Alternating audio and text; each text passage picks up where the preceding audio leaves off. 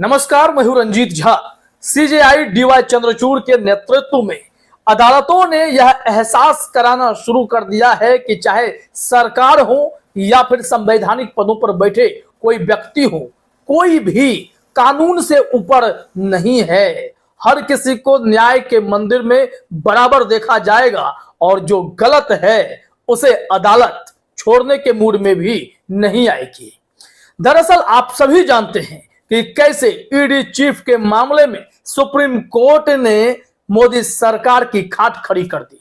साफ तौर पर कहा कि आपके द्वारा लिए गए फैसले, ईडी निदेशक को दिए गए सेवा विस्तार, वो सब अवैध थे, गैर कानूनी थे। इस वजह से नए ईडी चीफ की तलाश शुरू कीजिए और 31 जुलाई तक इस ईडी चीफ को हटा डालिए। या तो खैर आपने देखा, लेकिन योगी सरकार के अफसरों को फटकार लगाते वक्त एक बार फिर से सुप्रीम कोर्ट ने जो मैसेज दिया है, वो मैसेज देश भर में जितने भी राज्य में बैठे गवर्नर हैं उन सबको एक लाइन में संदेश दे दिया है। फिर चाहे वो महाराष्ट्र में उस वक्त भगत सिंह कोश्यारी राज्यपाल रहे हो या इस वक्त रमेश बैस बैठे हुए हो, या फिर तमिलनाडु में आर.एन. रवि ही क्यों ना बैठे हुए हो, हर किसी को यह संदेश गया है। दरअसल योगी राज के अफसर दलील देते हुए बचना चाह रहे थे राज्यपाल की आड़ में। उत्तर प्रदेश में राज्यपाल आनंदीबेन पटेल हैं, उनका नाम लेकर ये लोग बचने की कोशिश कर रहे थे। उन सब की क्लास तो लगी ही लगी, लेकिन सुप्रीम कोर्ट ने एक लाइन में जो मैसेज दिया है वो देश भर में जितने भी राज्य के राज्यपाल हैं जरा गौर से सुन ही लेंगे कि कानून से बड़ा कोई नहीं है। और इस वक्त सुप्रीम कोर्ट इस मूड में है कि जो भी गलत है उसे गलत माना जाएगा। कोई दलीलें, कोई बीच बचाव काम नहीं आने वाले। जरा अपने स्क्रीन पर देखिए, हिंदुस्तान ने जो खबर लिखी है, अदालत का थोड़ा भी नहीं है सम्मान, यूपी के अधिकारियों पर आखिर क्यों भड़क गया सुप्रीम कोर्ट। ये देखिए इसमें बात क्या हुई और कहां से कहां पहुंच गई है। जरा देखिए अपने स्क्रीन पर। सुप्रीम कोर्ट ने कहा है कि उत्तर प्रदेश सरकार के अधिकारियों के मन में देश की सर्वोच्च अदालत के आदेशों के प्रति थोड़ा भी सम्मान नहीं है। कोर्ट की ओर से आजीवन कारावास की सजा काट रहे कुछ दोषियों की सजा में छूट के संबंध में उसके निर्देश के अनुपालन में राज्य द्वारा लगभग 1 साल की देरी की निंदा की गई है। जस्टिस सूर्यकांत की अगुवाई वाली बेंच ने टिप्पणी की कि कोई भी कानून से ऊपर नहीं है। दरअसल राज्य सरकार ने कहा कि राज्यपाल को बाध्य करना उचित नहीं है। वे ही संवैधानिक अथॉरिटी हैं जिन्हें माफी याचिकाओं पर राज्य की सिफारिशों के बाद अंतिम निर्णय लेना होता है। इसके बाद देखिए जज साहब ने कैसे ऐसे महाधिवक्ता को, वकीलों को समझा दिया और उन अफसरों को समझा दिया कि जो बचने की कोशिश कर रहे थे, जो अदालतों की तौहीन करने पर तुले हुए थे, उन्हें समझा दिया कि ध्यान रहे कोई भी क्यों ना हो, कानून से ऊपर कोई नहीं, संविधान से ऊपर कोई नहीं। इन्होंने कहा है बेंच जिसमें जस्टिस दीपांकर दत्ता भी शामिल थे, उन्होंने यूपी के एडिशनल एडवोकेट जनरल अर्धेंदु मौली कुमार प्रसाद से कहा कोई भी हो, कोई भी कानून से ऊपर नहीं है। तो देखा आपने, यहां पर जज साहब ने कह दिया कि कोई भी कानून से ऊपर नहीं है, क्योंकि सुप्रीम कोर्ट के संज्ञान में यह मामला आया कि 30-30 वर्षों से ऐसे लोग परेशान हैं जिनकी रिहाई के लिए हमने निर्देश दिया था पिछले ही साल मई के महीने में, लेकिन सरकारें, उनके अधिकारियों ने फाइल पर कुंडली मारकर बैठना ही ज्यादा मुनासिब समझा, जो कि गलत है। उन्होंने फिर से समय दिया है और कहा है कि जितने भी लंबित आवेदन हैं 4 सप्ताह के भीतर अगर यह क्लियर नहीं हुआ तो गृह विभाग के मुख्य सचिव को कहिएगा कि वो हाजिर हो जाएं। 29 अगस्त को अदालत में आप उपस्थित रहेंगे, फिर खोज खबर ली जाएगी।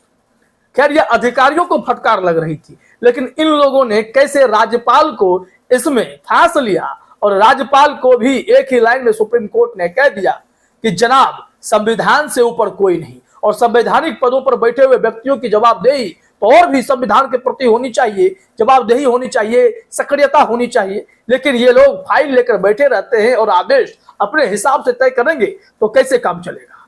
जब राजनीतिक हितों की बात होती है तो ये लोग सरकार के सिपह सलार के तौर पर देखे जाने लगते हैं, आरोप गंभीर झेल जाते हैं, लेकिन मजाल क्या है कि नीतिगत फैसले उस हिसाब से ले जो उचित हो, न्यायोचित हो। ऐसा नहीं होता है। महाराष्ट्र में भगत सिंह कोश्यारी ने क्या क्या किया ये आप जानते हैं।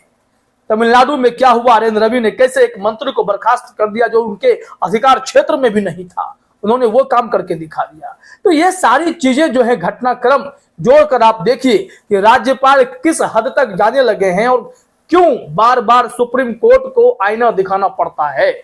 और महाराष्ट्र के राज्यपाल हों या फिर आर एन रवि हों, फटकार सबको लग गई।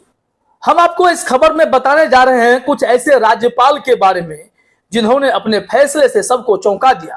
वो सब फैसले न्यायोचित नजर नहीं आ रहे थे। कुछ रिसेंट फैसले ही हम बताएंगे जो बीते 5-6 सालों में घटे हैं। उसे आप याद करके खुद सोचेंगे क्या गवर्नर की यही जिम्मेदारी थी। और जब सुप्रीम कोर्ट इन्हें फटकार लगाने लगता है तब यही संवैधानिक पदों पर बैठे गवर्नर साहब जो भी व्यक्ति हैं, हर कोई खामोशी की चादर भी ओढ़ लेते हैं।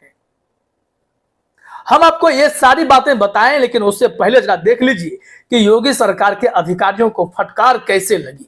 उन्हें कह भी दिया गया कि आप हमें मजबूर ना करें, नहीं तो हम कठोर कदम उठाने पर विवश हो जाएंगे। जरा देखिए अपने स्क्रीन पर, इसमें हिंदुस्तान ने लिखा है, तो बेंच ने कहा आपके अधिकारी जितना अनादर दिखा रहे हैं, हमें लगता है कि हमें कुछ कठोर कदम उठाने होंगे। आपके अधिकारियों में न्यायालय के आदेश के प्रति तनिक भी सम्मान नहीं है।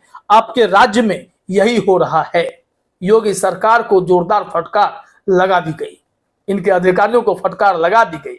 लेकिन जब बात गवर्नर तक आ गई तो फिर गवर्नर का जिक्र भी यहाँ बेहद जरूरी है कि इन लोगों ने क्या किया। और देश के कई राज्यों में गवर्नरों ने अपने फैसले से न्याय व्यवस्था को आहत करने की कोशिश की, लोकतंत्र को कुचलने की कोशिश की। कैसे कुछ हुआ है जरा अपने स्क्रीन पर देखिए, कुछ इंस्टेंसेज हम आपको बताने जा रहे हैं। याद कीजिए जून 2022 क्या हुआ था। महाराष्ट्र में अचानक सियासी हालात पलटते हैं, शिवसेना में फूट पड़ती है, उद्धव ठाकरे सरकार से बहुमत साबित करने की मांग होती है, बात राज्यपाल तक पहुंचती है। तत्कालीन गवर्नर भगत सिंह कोश्यारी ठाकरे को सदन में बहुमत साबित करने का आदेश देते हैं। बहुमत पर मतदान से पहले ही उद्धव इस्तीफा देते हैं और शिंदे के शपथ ग्रहण की तैयारियां शुरू हो जाती हैं। सुप्रीम कोर्ट ने इसी मामले पर टिप्पणी भी की थी। आपको तो याद ही होगा सुप्रीम कोर्ट ने जो कहा था, जरा देखिए अपने स्क्रीन पर क्या कहा था। शिवसेना विवाद सही नहीं किया, आपको कैसे पता आगे क्या होगा, लोकतंत्र के लिए दुखद है। राज्यपाल पर भड़का सुप्रीम कोर्ट, उन्हें इस तरीके से विश्वास मत नहीं बुलाना चाहिए था। सीजेआई ने कहा कि उनको खुद कैसे इन सब बातों का पता था आगे आगे क्या होने वाला है, क्या वो किसी के निर्देश पर काम कर रहे थे। तो यह फटकार तो उस वक्त भी लगी थी, लेकिन सुप्रीम कोर्ट से उस वक्त फैसला शिंदे के पक्ष में ही आ गया। लेकिन इसके अलावा कई और ऐसे केसेज हैं जिसे आपको देखना चाहिए कि क्या हुआ था। नवंबर 2019 में भी यही सारी चीजें हुई थी महाराष्ट्र में। उस वक्त भी राज्यपाल भगत सिंह कोश्यारी ही थे। उन्होंने कैसे देवेंद्र फडणवीस अजित पवार की जोड़ी को महाराष्ट्र में सरकार बनाने का न्योता भी दे दिया और तड़के सुबह ये लोग शपथ भी ले ली। बाद में यह सरकार गिर ही गई थी क्योंकि शरद पवार ने अजित पवार को वापस बुला लिया था। लेकिन इस बीच अजित पवार वापस बीजेपी के साथ हैं और यहाँ शरद पवार कमजोर पड़ते हुए दिखाई पड़ने लगे हैं। अगला आप देखिए क्या हुआ था 2018 मेघालय में। राज्य में कांग्रेस को सबसे ज्यादा 21 सीटें मिली थी, लेकिन गवर्नर गंगा प्रसाद ने 19 सीटें जीतने वाली एनपीपी को बहुमत साबित करने का न्योता दिया। बाद में कोनराड संगमा की पार्टी ने भाजपा के साथ मिलकर राज्य में सरकार बना ली, तो खेल हो गया। तो गवर्नर साहब ने क्या किया इसमें भी आप देख रहे हैं। बिहार में ही देख लीजिए ना 2017 में क्या हुआ था। नीतीश कुमार की पार्टी जेडीयू ने कांग्रेस और आरजेडी के साथ बिहार में महागठबंधन तोड़ दिया और भाजपा के साथ नया अलायंस बना लिया। नई सरकार बनाने का दावा पेश किया गया। गवर्नर केसरीनाथ त्रिपाठी ने सबसे बड़ी पार्टी आरजेडी के दावे को इग्नोर कर दिया और नीतीश कुमार मुख्यमंत्री बने। याद होगा आपको। तो गवर्नर की भूमिका हर वक्त इस बात को लेकर सवालों के घेरे में आ जाती है कि ये संवैधानिक पदों पर बैठकर केंद्र सरकार के सिपह सलार किसे बन जाते हैं। क्या ये अपनी शक्तियों का सही प्रयोग नहीं कर सकते थे? एक राज्य के रक्षक के तौर पर क्या इनकी भूमिका और भी न्यायोचित नहीं हो सकती? ये तमाम सवाल तो एक साथ खड़े हो जाते हैं। चलिए 17 के मणिपुर की भी बात समझ लीजिए। 60 सीटों वाली विधानसभा में कांग्रेस 28 सीटें जीतकर सबसे बड़ी पार्टी बनी थी। हालांकि गवर्नर नजमा हेपतुल्ला ने भाजपा को पहले बहुमत साबित करने के लिए बुला लिया। आगे नई समीकरण बने और भाजपा के बीरेंद्र सिंह ने मुख्यमंत्री पद की शपथ ले ली। और आज मणिपुर की हालत क्या है आप सब जानते हैं। मणिपुर में हिंसा भड़की हुई है, दो समुदायों के बीच झड़प लगातार चल रही है और ऐसे में यहाँ बीरेंद्र सिंह के प्रति लोगों का विश्वास ही खत्म हो गया। उनके पार्टी के लोगों का ही विश्वास डोल चुका है। हर कोई इनका इस्तीफा चाहते हैं। अब आइए इसमें गोवा में क्या हुआ था जरा याद कीजिए कि 17 में ही गोवा में बताया गया था कि इस साल किसी भी पार्टी को गोवा में स्पष्ट बहुमत नहीं मिला। 40 सीटों वाली असेंबली में कांग्रेस को सबसे ज्यादा 17 सीटें मिली थी। हालांकि गवर्नर मृदुला सिन्हा ने भाजपा को सरकार बनाने के लिए आमंत्रित किया। यह कैसे होता है? नियम की अनदेखी करने वाले कब तक ऐसा करते रहेंगे? और इस वक्त सीजेआई चंद्रचूड़ की अदालत में हर गवर्नर को जवाब देना पड़ेगा। जो भी नियम कानून से बाहर जाएंगे उन्हें सबसे पूछा जाएगा कि आप कानून से ऊपर हैं क्या? आप संविधान से ऊपर हैं क्या? जवाब दीजिए। और ऐसे में इन तमाम गवर्नरों को कटघरे में खड़ा होकर सफाई देनी पड़ेगी। आप गलत नहीं कर सकते हैं। यह लोकतंत्र है और लोकतंत्र में संविधान से खिलवाड़ कतई बर्दाश्त नहीं किया जाएगा। फिलहाल इस वीडियो में इतना ही। आप सभी का हमसे जुड़ने के लिए बहुत बहुत धन्यवाद।